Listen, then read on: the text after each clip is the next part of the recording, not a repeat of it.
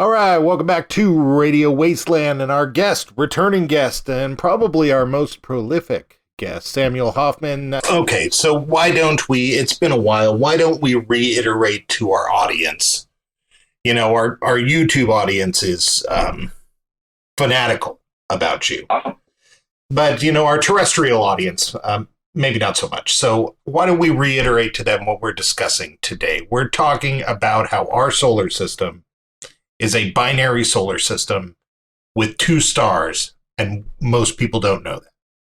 Correct, and two sets of planets, and you could look at them, and don't forget, you know, the asteroid groups and the moons and everything, the negative charged bodies as well. Yeah, we are a 83.3% of all solar systems have two or more stars, 2, 3, 4, etc.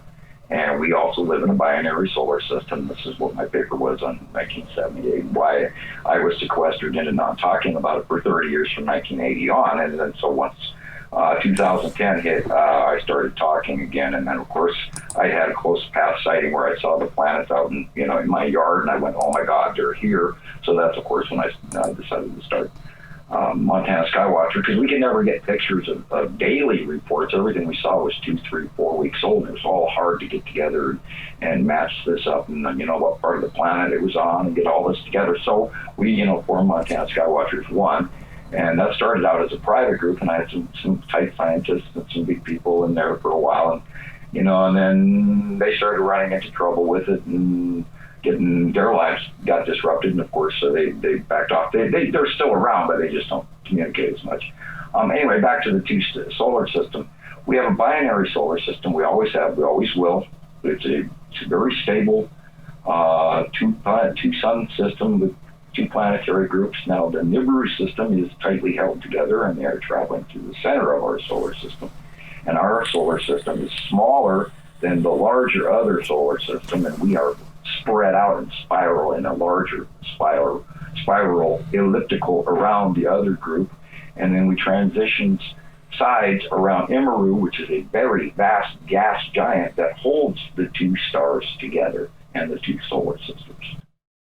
So when we say that the other one is larger, are we saying that it's larger in mass or that it's larger in space? It's a standard red, and our Sol is a dwarf yellow, and it's much, much smaller. Now, if you look at a lot of the pictures that we share on a regular basis, you can see the central, smaller, our sun, is in front, and the second larger one is behind it, and they currently are co-orbiting in the center of the system. Now, exactly how that works, I do not know, because at one period of time started coming up from below, and we were getting shots of it way out in deep space in 2008 and 2009. But you have to have special cameras in order to see it. And the human eye couldn't even see it, but if you held your little tiny cam picture thing, they came out with them about 2005, and then they took a whole bunch of them away, and I think that's partially why. But if you held your camcorder up and showed it in deep space, you could see the big, huge red blob for years before it even got here. And we kept watching it and was wondering what the heck is that. You can't see it with the human eye, but you put the camera up and there it is. And this, of course, goes along with the birds chirping in the middle of the night. And in 2010, 2011, they are seeing something that our human eye could not see. So there's a lot to that part of the thing. There's stuff going on right in front of our faces that we cannot see. So when you say that the sun is behind our sun, does that mean that they're in some form of tidal lock? Right, they're in a co-orbiting capacitor, like, attraction discharge scenario, where when the second sun got here and became proximity placement with our star, there was the backflow CMEs of 2011, 2012, and then the solar activity of our star Sol went kind of blank, and everybody who was, major sun scientists and who followed the 11-year cycle and ebb and flow of that was all suddenly shocked because the behavior of the star was not normal, and all of a sudden we didn't have any CME activity, and the coronal holes were all literally vanished, and there was very little activity on our star after 2012 for the longest time. And then you wonder, our star's dying, or our magnetosphere is about to quit, or all of this stuff. And that's not what's really going on. Our stars are quite stable. What's going on is the larger star behind our star was pulling back most of the material into it.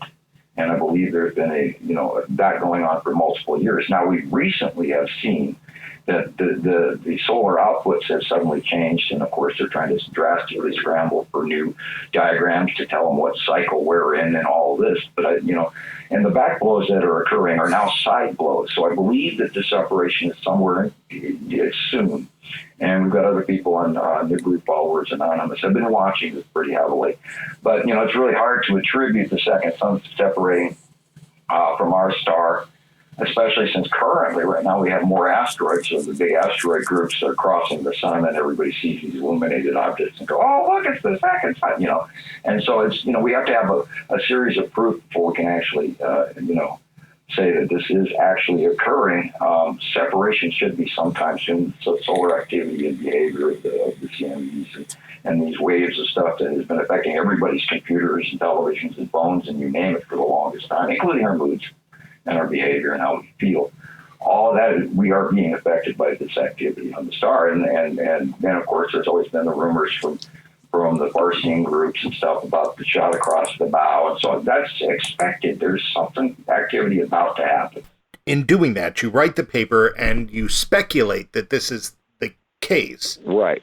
And I gave 3 examples of what we could be on this paper, and they all listed within the soft metal groups on the periodic chart having to do with 2 atoms, etc.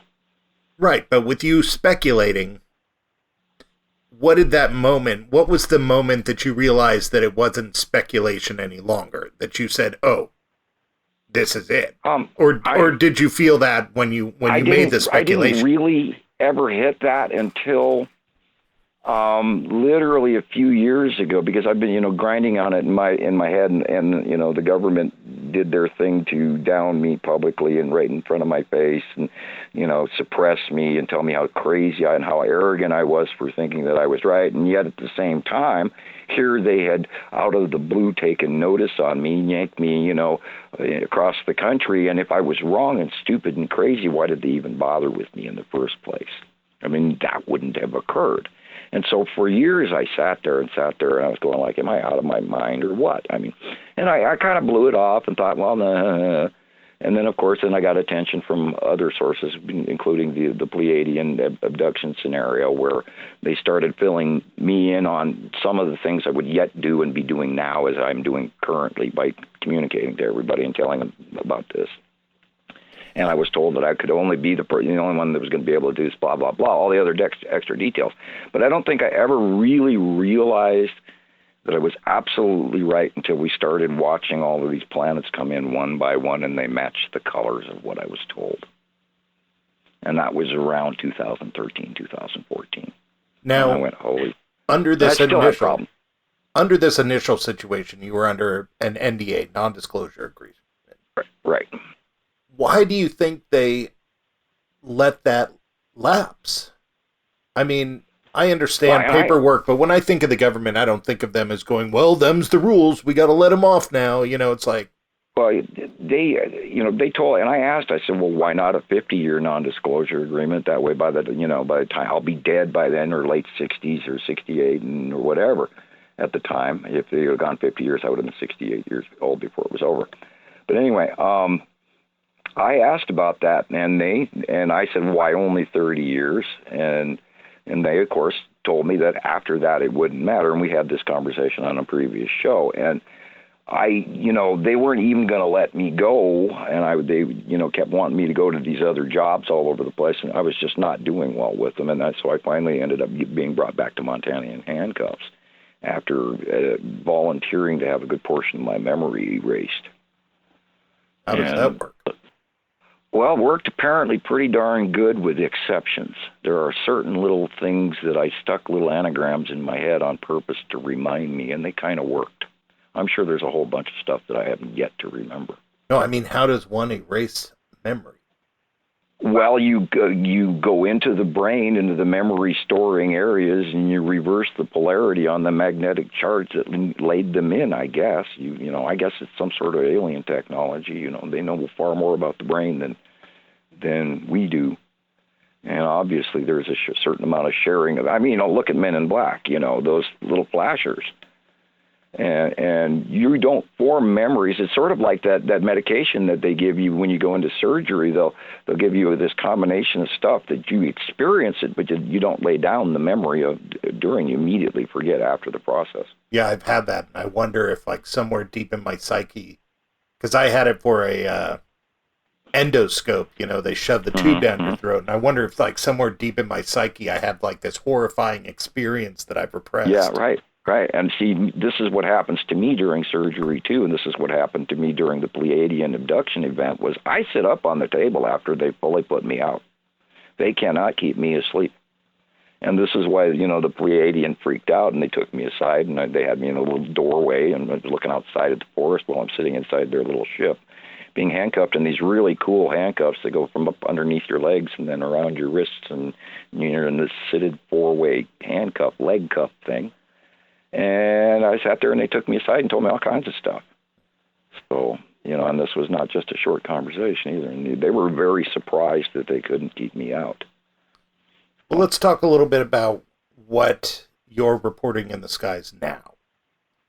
What are we seeing now? I sent you 5 pictures on the PM. Yeah. And of course, our viewers or our listeners, our listeners can't unfortunately see them at this time. But the top picture is on the left-hand side is Saturn and Saturn's yellow moon, which is in front of Nibiru. I mean, it's quite distant away from each other, but they're passing Earth close by now during the day, and literally by evening, if you look to the northwest.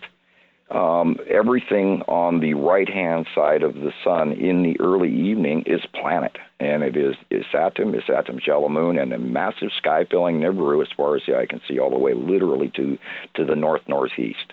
Just huge sky filler. And these onsets, of course, and Uri is on the left all day long, and now Atu and Atu's white moon are very close to overpassing Earth, and we've got numerous pictures this week, and they're all really, really good and clear, rounded shots where you can see the round bottoms of the planets, and they're huge. And Nepesity, of course, is now doing a side planetary thing again, where it's dumping all sorts of mass rain and rain bombs, and you can see that big triple layered open green core that passes all these places and kicks up these horrible storms, which is why there's major flooding all over our planet as well. And we've got a circulating picture where we say, that feeling you get when Nepesity passes you by, and of course it's Jeff Goldblum in a semi-open shirt, that drawing of Jeff Goldblum going around everywhere. So we've got one of him sitting in front of Nepesity. I didn't do it, but somebody did, but we use it a lot, so. And thank you if you're the maker, because it's perfect. Anyway, the planets are going over the top of us, and at any given time, you should be able to step straight outside and look. If you look straight up and see dark, weird, dark blue skies, and then you look at the horizon and you're looking at a light blue, well, the light blue is the real sky.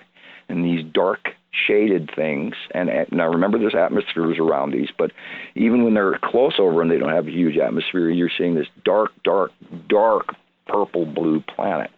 Now most of them will change toward a more blue the closer they get to Earth, because we're staring through our blue shaded watery atmosphere, and that of course affects a lot of what we see. But Saturn has been affecting the sunsets for the last month or so really heavy, and they had red fog the other day in I think the UK, or it's somewhere in Europe. And that has to do also with the light angle of the sun refracting off the side edges of the planets. Now, a few years ago, when Atu, the purple planet, was prominent in that angle, and yet it crossed from one side to the other over a number of years. But when it was prominent in the angles and the sun would refract off it, that's when we had all those really cool purple sunsets and really cool purple illuminations at night that everybody was attributing to grow houses and stuff, and yet it lit up in the entire night sky. And so they were always, doing the the disinfo and everything else, trying to write everything off and give you this little tidbit that says, oh, okay, I accept that, and then you move on.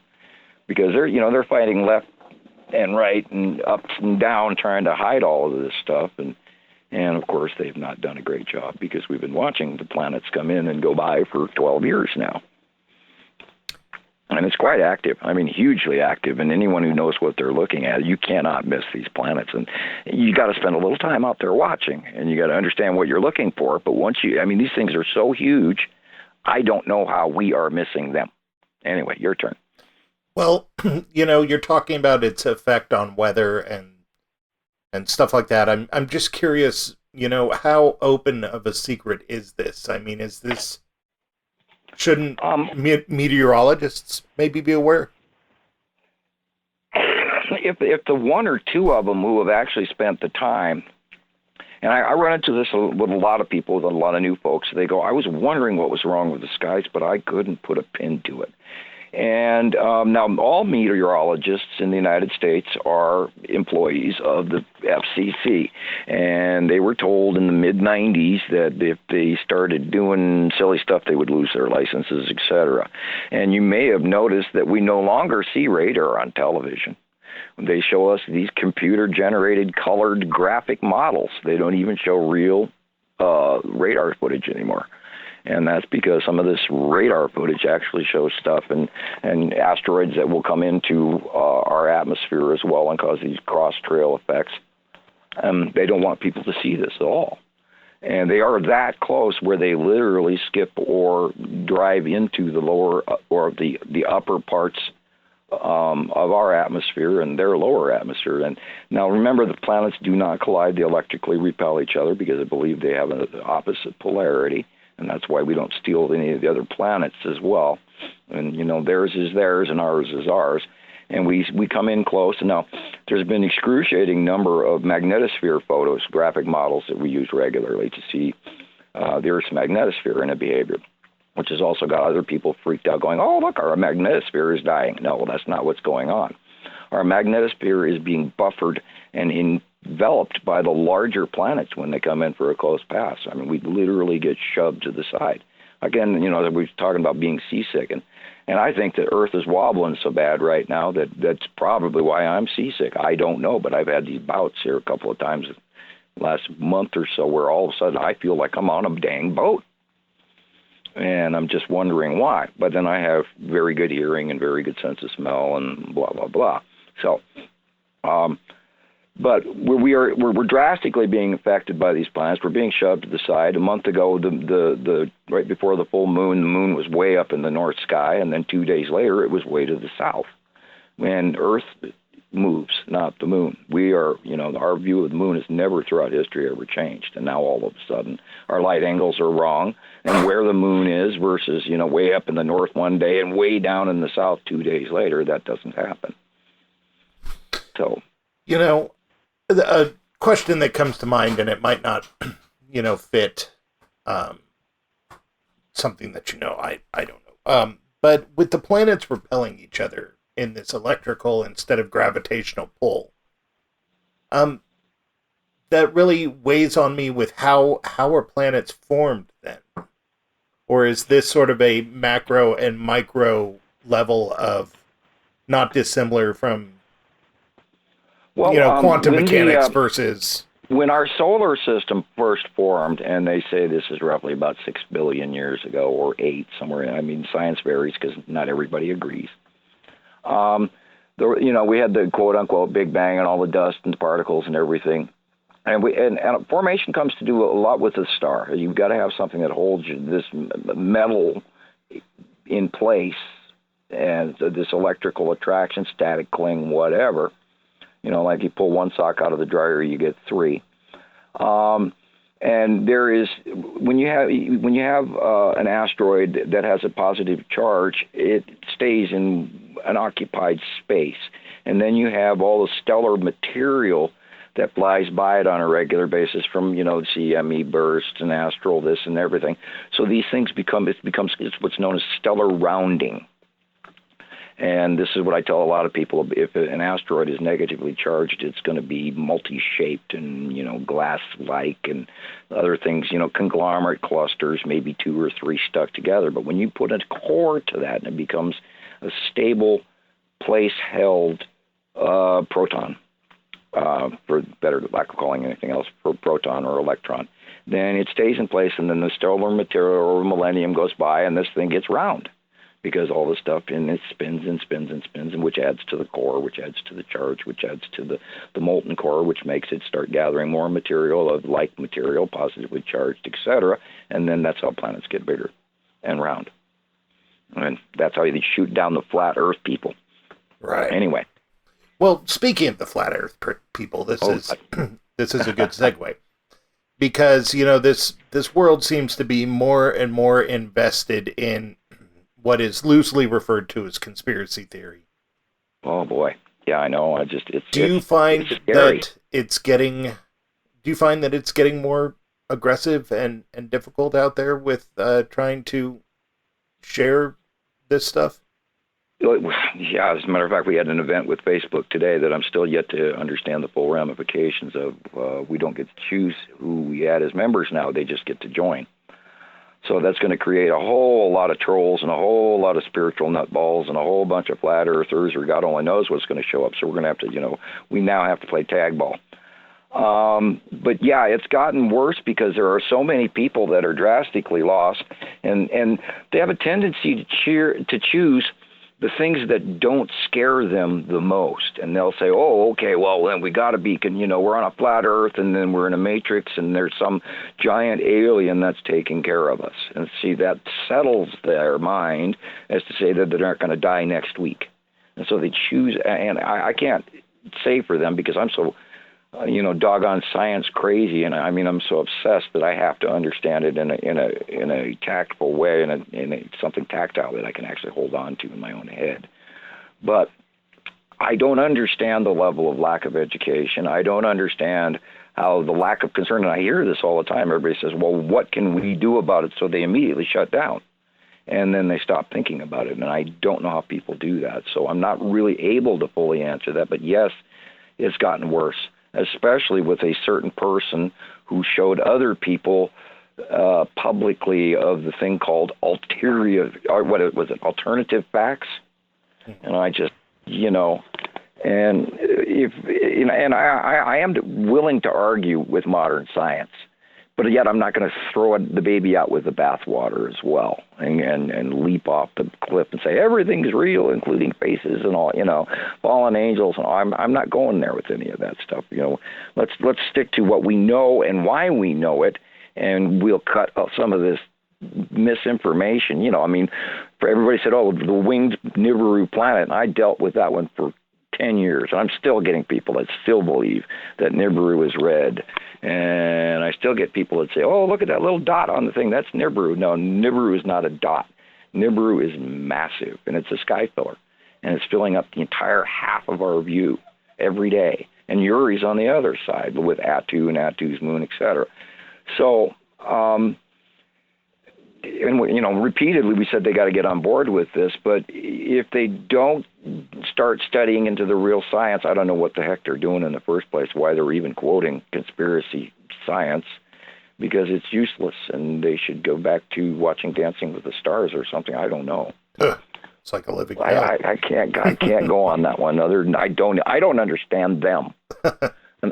I don't understand how we've been watching this for 12 years and nobody sees it. And it's plain as day. Well, let me ask you this. Like informing a sheep that it's a sheep. How does that really help it? So I'm definitely curious. You're saying people need to get on board. What is getting on board? What's the end goal of getting on board? Just everybody being smarter and knowing more, or is there an end goal to getting on board? Well, let's hope that not everybody buys what they're handing out in free sandwiches. Let's once in a while be a little discerning and ask if there's Swiss cheese or American on this sandwich before we take a bite out of it. Let's see if we can maybe further reality, because there's a lot of money going to a lot of places, to a lot of countries, to a lot of stuff over something that doesn't really exist. In a lot of cases, they're like writing their own paychecks to abuse the system. And we have to be a little more discerning, I think. I think hopefully the realization that there are other races. So immediately, let's talk about the Texas cube and the long box cube, which is invisible as heck. I mean, they're right here, right now. And people should stop, pointing the fingers and saying, well, Republicans and Democrats, and start realizing that, and I'm not going to say there's an enemy above us, but there's an enemy above us. And not that we can beat them, but we have to somehow rethink our entire position on how we're going to go forward in the next cycle, because we've just entered the sixth stage. So here we go. I would like to see a kinder treatment of the planet. I would kind of like to watch greed go somewhere else, and people start wondering why they're spending all their money on this, that, and the other thing, when there are other more important things like people and our environment, and cleaning all the garbage out of the oceans, and maybe burying that damn Fukushima underneath a few feet of concrete for one. If they're going to worry about something, let's start flying some concrete over the top of Fukushima. Because we're all getting sick from it right now. I know, I have thyroid cancer from Fukushima. Cesium-213. And, and that's not even being written down in the CDC because they don't want people to know. No, so I have a question. Why are they doing that? Are we so completely out of control that they're just doing damage control by not mentioning it? And yet they're talking about building mini little reactors? Whoa. Hey, so let's grow a little bit out of this and realize there's a lot more going on than we know. And there's people right there. Right. Now, you just said that we are just entered a new stage. What are the stages?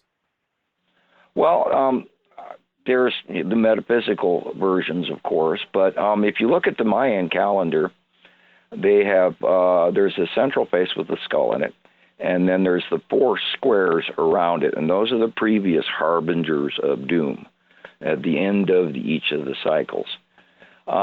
This new age is supposed to be one where we become more enlightened and hopefully start learning a few better things. And let's get away from some of the crazy stuff in electronics and start, going to natural sciences and health. And who knows?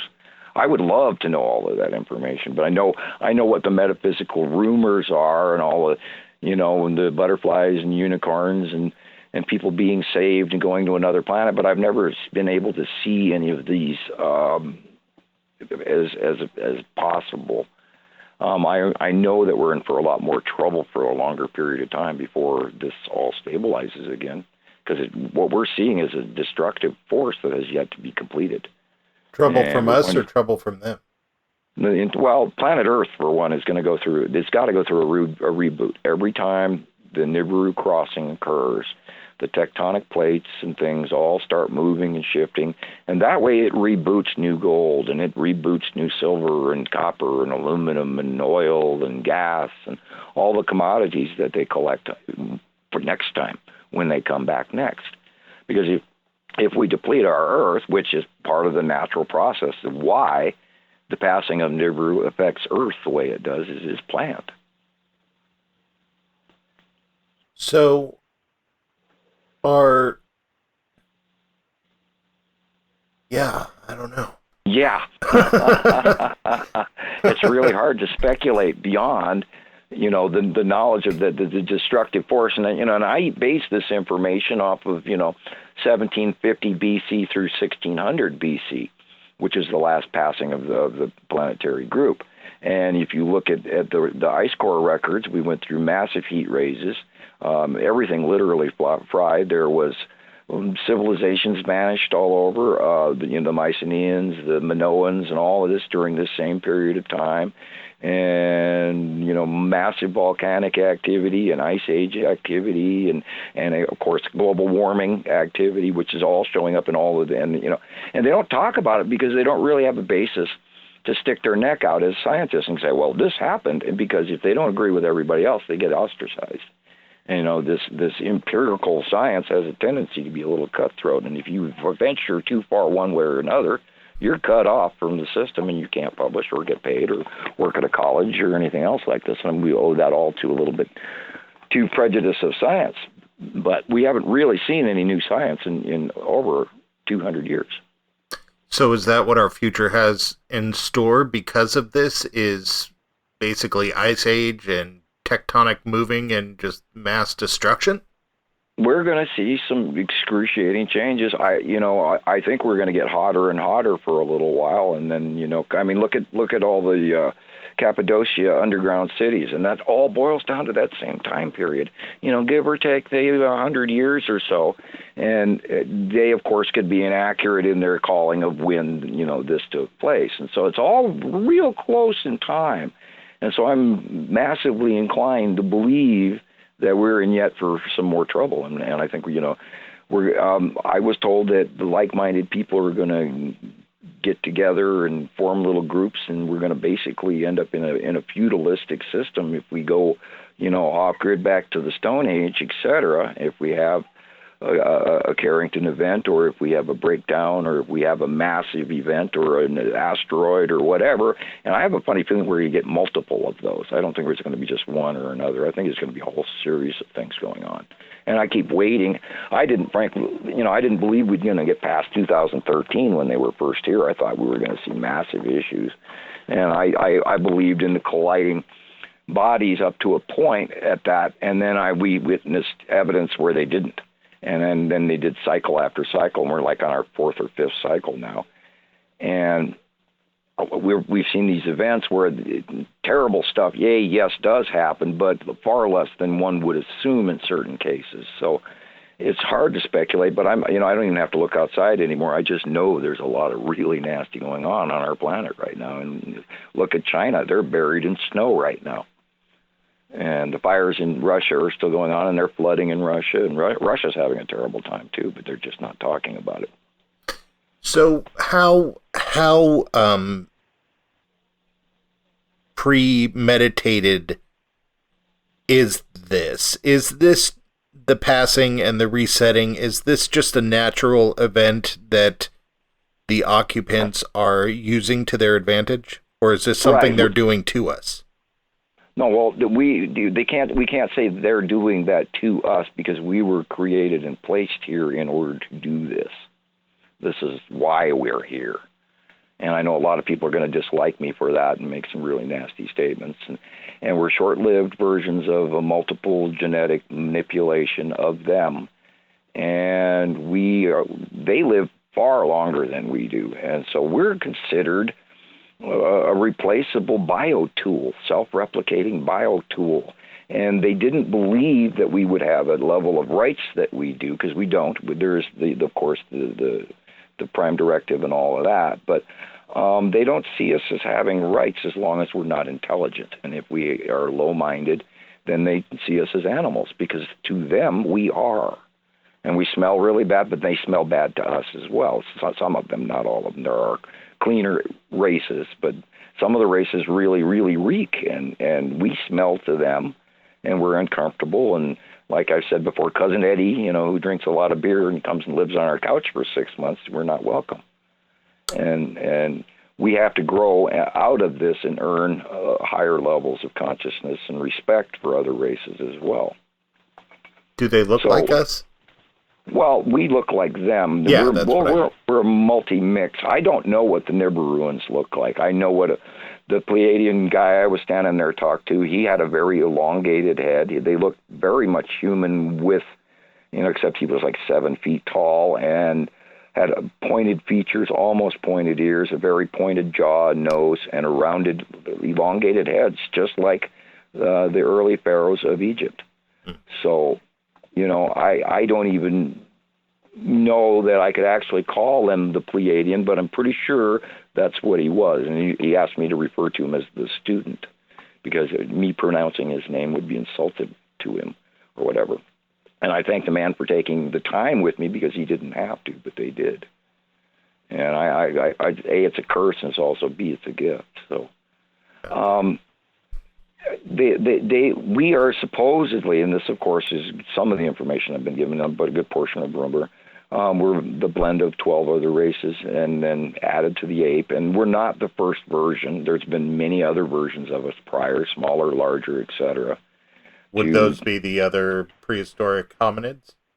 Yeah, Neanderthal, etc. And they're actually starting to discuss a third one that has not been discussed openly, but there's also a genetic code that they've called other for quite a while. You know, the 24andMe tests are all now coming out where they actually can read these a lot faster. So they've discovered another race as well. Oh, like and they're not Homo habilis or something you're saying is also showing up. I can never remember the name of it. And I've I get what you mean. Yeah. I've tried to memorize it like 4 times, and it always slips my mind. I can't pull their name out of the hat. I need to write it down where I can actually look at it. But there is another race blended in this that they've actually identified. I have 23andMe. I wonder if I have any of that. I know I have some Neanderthal in there. Well, look for where it says other. That's disturbing, though. I don't think I particularly like just other showing up, you know. Well, the thing with it is there are so many, and everybody doesn't take into account, they think our universe is the same age as all the other universes, and they're not. There's universes out there that are billions and billions and billions and billions of years old. So their tech is going to be so much farther advanced than ours. And there's a lot of races out there, and they, some of them may be appalling to us, some of them might be attractive, some of them might be glowing or invisible. I don't know. I've only met 3, but and they're as far flung from each other as you could imagine. The lizard race, they're really noble looking. They're almost like looking at a Klingon, and yet they're a lizard person with parts of their skin is soft and pink, and the other part is covered with green and scales. And they're roughly about 5'8", and they're very charismatic, and they're also scary. And then there's the grays. They smell really, really bad, and they're short, and they got massive big eyes, and they look like gray-green leather. Some of them are one color. Others, there's supposedly different variants of cast.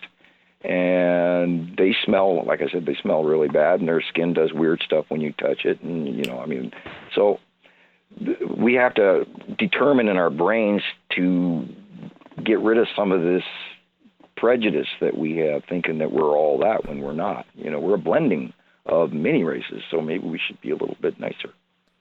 So basically, the overall message is that we're trying to convince our masters that we're worthy of freedom.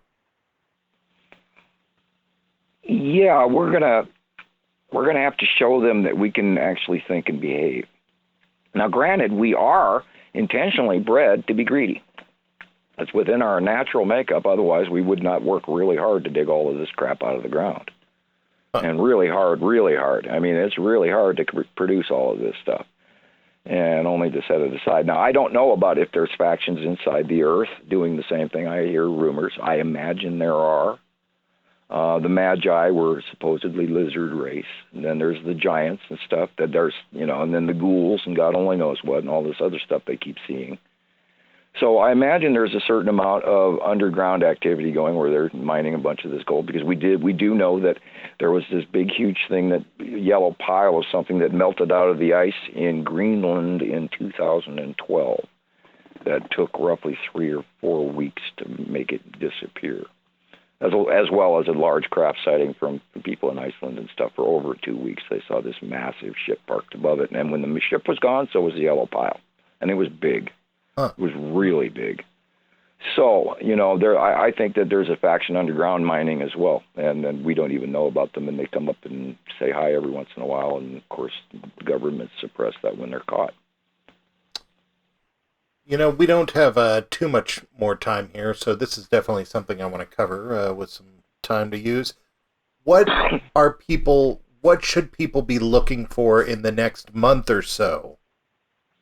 Okay, well, we've ended up we're at the end of the 180-day cycle, and so most of the destructive discharge from the asteroids may be over. But the close passes are occurring, and we're seeing a very, very large presence of Saturn's yellow moon on the right-hand side of the sun in the afternoons and evenings. And so we're going to see close pass violent storms. We're going to see close pass planetary shadowing, where we could probably instantly hop from 20, 25, 30 degrees, bang, instantly in regions where we could, like in the movie 2012, where we can see sudden open core freeze-outs. So, be ready in this winter to have some candles and stuff laying around in case the weather goes fast. I watched a video this morning of a passing storm that moved faster than anything I've ever seen in my entire life. And it was not just a storm. I believe it was the base of a planet pass, but it was moving so fast I couldn't believe it. I actually went to the person and said, "Is this sped up?" And they said no. And it's like, wow, that really hauled butt. I mean, hundreds of miles an hour. So we, like I've been telling people, if you still have the roof on your house, you are currently lucky. And I'm buying extra tarps in case mine gets ripped up again, because like 2 years ago it did, and my roof got ripped up, and we had a weird gust from past something, and my whole roof got ripped up. So, and then I had leaks on the one side of my house, and they cost me hundreds and hundreds of dollars to fix it. But anyway, yeah, here in Oregon, we're definitely getting, it's colder earlier with some more moisture, which of course everybody is happy with because of the drought, but I was thinking about it in terms of today's interview. Yeah, we're going to have moisture rivers because it's drawing up off the lower regions below Hawaii, which it normally never used to. It used to come off, everything came off the Aleutians. But now there's a moisture band that is sucking up from south of Hawaii, literally off the central of the Earth troposphere, and going literally all over the United States, Mexico, and Oregon. And you guys are going to have just this nonstop rain thing. You think you got normal rain. Wow. Wait till you see what's coming this year. Get out your boat. Lash those Pepsi bottles together with wire. You make an arc out of Pepsi bottles. Recycle the plastic a good way. Anyway, no, you guys are going to have a horrible winter. And we're going to, I'm hoping for a decent amount of snow that way we're not in drought next year. Yeah, that's what we're all hoping around here too, is that something that, freezes and stays up on top of the mountains and actually gives us enough water come springtime through the summer that will last. And of course, we're seeing an increase in the earthquakes and the volcanoes, and I do not doubt that we would see an American volcano anytime soon. Yeah, well, growing up in Northern California, Southern Oregon, I drive by Mount Shasta on a regular basis, which is a dormant volcano, or dormant's a relative word, but one of the Seven Sisters, yeah. But all through growing up, it had a glacier on it. There was always a glacier. Now, when I drive by that thing in the middle of summer, it's like driving past Kilimanjaro. There's like no pack on it at all. Right. And we've lost all our glaciers up here in Montana as well. My father noticed it started in the 70s, and it actually broke. He actually had tears rolling down his face in realization that we were losing our glaciers. And that was back in the 70s. So, yeah, we're, if you're going to have water next year, we're going to be very lucky. Look at Lake Como. Look what's going to happen next year in California. They dodged a bullet here with the rains that they did get this fall. But, and then you're going to have, of course, mudslides and all this stuff from the burn areas. But, we could be very lucky if they get the moisture we need to refill next year for, the growing season. Yeah. So I'm even thinking about, buying rain barrels for myself in case that we do run into, because one year, about 3 years ago, the Lolo Creek, a block away from my house, dried up. And it never done that. I've never known it to do that. We're talking mountain stuff that goes all year round, and it actually stopped right by my house. It's like, wow, this doesn't continue on. Now, that may have been overwatering by the people up above, or it's, shape of things to come. Yeah. Let's say everybody looks up and everybody sees it. Let's say everybody knows. Everybody has gone through the stage of, we now know. If you could have them do one thing once they know, what would be the thing that you would have people do? Okay, now you know. Now you need to do this. You need to understand this. You need to actively do this. What is the thing that they need to do once they know? We need to stop the greed cycle. We need to stop screwing people over so that you can have your $1 million house and all of this. You need to start sharing around you, because if you're standing in your $1 million house by yourself, you can't grow enough food. And if we're going to, if we're into a climate change scenario, it's going to be really hard to grow food. And look how grumpy and cranky everybody's getting with each other. And we got to stop that. We got to stop hurting each other. We got to start feeding each other. And I don't know what's going on in Asia and why all these people are, being mean to each other over oil. And it's money, it's greed, and we've got to stop. We've got to all realize that, we're all on this rock together, and we need to start doing things in a better way, in a nicer, softer way. Money does not mean success.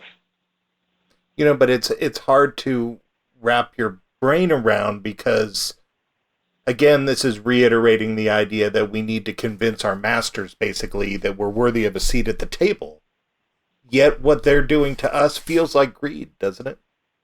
Well, if they sit here and watch us screwing each other over, how do you think they're going to react to treat us? Well, look how these guys behave. So, granted, they have a level of control that we are acting this way for other reasons because of the greed factor is intentional. But the idea that some of us are allowed to evolve up to the Federation is a good one, and maybe we'll get longer lives as well, and health. And I'm sure that there's plenty of secrets that they could share in that department about us living longer if we stop screwing each other over. I've never been greedy. It's never existed in me. I've owned gold and stuff, and I've had money many times, and I just sort of share it with people in certain ways. And obviously, I'm not a foot on somebody's back person, but I really believe that let's go halfway. Let's go partially greedy and partially care for the earth. Let's take care of our fellow neighbor, and he's not doing so good, and let's go help him rake his yard today or something. Let's go back to a little bit more simplistic life where we're not trying to make $40 million in our bank accounts on the bones of everybody we stepped on to get here. Right. It's greed and millions and billions is not successful, and it's not pretty. I don't see one millionaire out there I would actually respect. Yeah, that's a good point. Not a lot of friend material out there in the upper tax brackets. I'd rather have the guy that comes over and tells me that my cow got out of the fence and have a beer with him than the guy that comes and tells me how I'm supposed to put my garbage can. Yeah. Well, I know this is a question I always close with, but I think it's a good one when we're dealing with this topic, and I think it's important to address again. And that is, should people be scared? Because it's kind of hard to have something that you fear, yet you're also supposed to sit back and relax and be nice. That's not a very natural way to deal with things that we're scared of. Should they be scared? It boils down to, do we want the fear? Do we want to let them win with the fear? We should all be scared because this is there's people that are poor change, me included. And I'm fearful because, believe me, I like driving down to the store and grabbing that gallon of milk off the shelf and paying for it and coming home, rather than chasing the cow through the back 40 that I don't have. But we're in trouble, and we're in trouble for a lot of other reasons. And the question is who do we want to hand the dollar to? Are we going to let them keep throwing all this money to this climate change and sequestration of carbon and everything when it's a natural process, or are we going to focus on putting people with a roof over their head and something to eat while we can? I mean, 50-50. Now, I'm all about this bailout package that the government is doing, but I'm also a little bit worried that nobody's watching who's spending the checks. Did we put the fox in charge of the hen house again? That tends to be my political opinion as well. It's like people talk about welfare and food stamps. I don't have a problem with putting money into welfare and food stamps. I have a problem not knowing how many middlemen are in the way taken out of the bucket. Right. And our schools are horrible. Right. We've completely, and who did we steal this from? We stole this from our future. These are our kids, and these are the ones that we're supposed to be nurturing, number one. And if you come to Montana and see our schools, these are little cracker boxes where everybody's jammed in one little spot, and they've got 2.5 feet across the hallway from them, and they're all jammed in there like sardines. Now in Minnesota, they've got big, wide hallways, and 1,000 students can walk through them. But in Montana, we got these little nickel and dime schools because we don't have a lot of people nor a lot of money. But we should focus on the new stuff. Stop throwing money into these big memorials and skyscrapers and this and that and the other stuff. And we need to, build our bridges again and our roads and our water stations and our health. I mean, look at our infrastructure with all Michigan's people being poisoned. Oh, right. We've completely forgotten about all of our infrastructure, and everybody who's like writing the checks on the top go, well, we can't pay for that. And yet, meanwhile, they're pulling in $1 million a year from this, that, and the other thing, plus their congressional salaries and free medical health, free dental, free vision, free everything. And when they've got it all, we have nothing. And yet those guys are the ones that are worried about writing a check, and yet they're making all the money. So our system is broken. We need to refocus on what's important. And I think a big, huge shock and some nasty, nasty occurrences is about the only thing that's going to teach us a lesson, and we need to learn it. Well, unfortunately, I think we have got something coming, and I think we deserve it. I hope we do learn it, because I agree. I mean, like I said, it's we live in the world's richest country, yet we're like number 27 or 30 or something on the education system. How does that work? How is that acceptable? We've lost track of teaching what's important, like shop class, home economics. Oh, I agree. Health class, how to pay bills, how to write a check, how to interview for a job, how to build this, how to build that. They don't even have PE anymore, and they're wondering why we're having 300-pound 12-year-olds. Mm-hmm. Well, this is why. Plus, our food is bad. They're putting all these shelf life, enhancers, which has completely messed with us. And our children have been handed steroids in their milk for generations now. We really need to focus on our health and instead of this greed factor. And look at the Japanese, a tea ceremony. They actually take time to lay the spoon carefully. They actually take time to pick the right cup and to boil the water slowly. We need to do that. We need to slow down and do things right instead of greed and fast and furious. It's not working. Yeah, unfortunately, we live in a world of fear, and fear is a great motivator to scramble. And the question is, do we fall into the fear factor and let them win? Or do we rise above this, pull up our big boy pants, and do the right thing, and be a little less luxurious and a little less opulent, settle for a little less, and live a smaller, happier, slower life? Well, I hope so. It's important, we need to find ourselves again, because we're lost. And our behavior shows it. We're fighting each other, we're screaming at each other in the streets, pointing fingers over small political matters that we used to actually commonly discuss across the dinner table. And they don't do that now. Now they start throwing things. Oh, yeah. Or shoot each other with AR-15s and stupid stuff like that. And it's just, we need to step back a little bit and take it a little slower. And, an event might teach us the hard way. Yeah, unfortunately, slower is not something that the world seems to be moving towards. Can you imagine, walking up to your electrical panel and shutting everything off for 2 days, including your water, and trying to, and I tell people, do that. Have a family gathering. I bet you can't get through one day.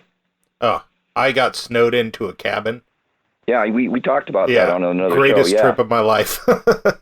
Yeah, and those are the ones we remember. My greatest camping trips that I've been on hundreds with my family, all the way up to Montana backpacking, and the stove on the side of the glacier, and trying to get some hot soup going because you're freezing your butt off. Those are the ones I remember. Those nice sunny days that I went camping where everything was peachy, and I don't even remember them anymore. But the ones I froze my butt off and I got rained out really bad, I remember every one of those.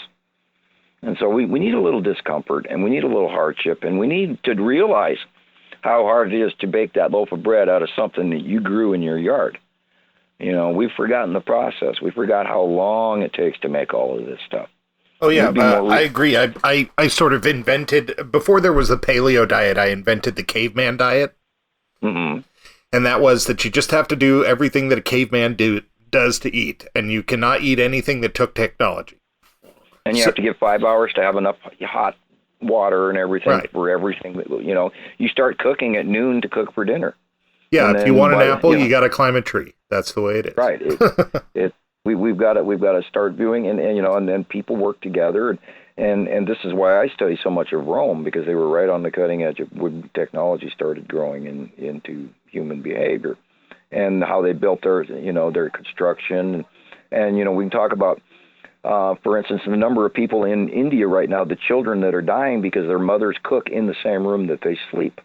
Mm-hmm. Now, when you have carbon on the roof inside your tent or your lean-to or your cabin or your whatever you want to call it, and you breathe in that, and that water gets up on that carbon and it drips down, you are breathing a toxic substance that gets into the lungs, and this is why most children that are dying in India are dying from pneumonia, because that carbon causing pneumonia.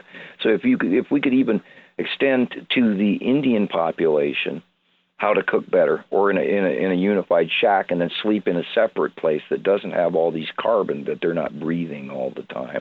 Right. Which is why I cross-reference, because that's what Romans did. They put the heating under the floor so the floor stayed warm rather than sleeping in something that opened fires inside their room, because the people would get sick. And we have all these sicknesses, and But of course, we need a level of certain people dying on this planet rather than being born all the time. But, and I hate to go there, but we do have almost overpopulation, and it's showing. And I think we're right at the 100 rat syndrome, where we're just chewing at each other's heels because there's no room. Yeah, population is a scary one because our economy is based off of a growing population. Yet our population is, in some areas, no longer growing. And yeah, I don't know. It is a. And then China has reneged on their population control, because now they realize that they've just lost a whole bunch of people, and they're building all of these extra cities. And most of that turns out is an economic thing, where they're just paying people to keep moving, because most of these Chinese citizens cannot even afford to move into those new empty cities. They can't afford to. And they haven't realized their economic status properly, because they wrote the check before they got paid themselves, and so they wrote a bounced check, and now it's catching up to Beijing Cheng, or whatever his name is. And they did a good thing, but it didn't turn out.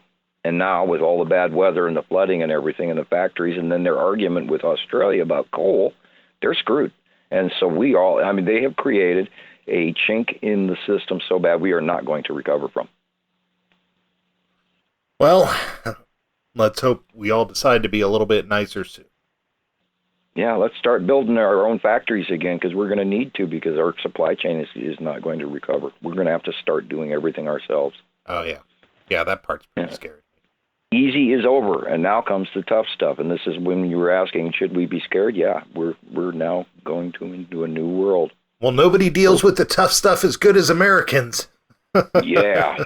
Well, we used to be number one, and we're not anymore. We're watching the fall of Rome, and I hate to say that, but we are no longer number one.